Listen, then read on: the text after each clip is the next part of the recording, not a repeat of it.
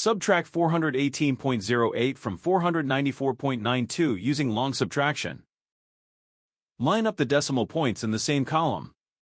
We work from right to left and finish one column before moving to the next. In the hundredths column, 2 is less than 8, so we need to borrow. Borrow 1 from the tenths column. 9 becomes 8.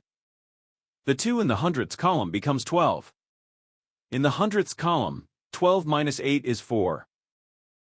In the tenths column, 8 minus 0 is 8. In the ones column, 4 is less than 8, so we need to borrow. Borrow 1 from the tens column. 9 becomes 8. The 4 in the ones column becomes 14.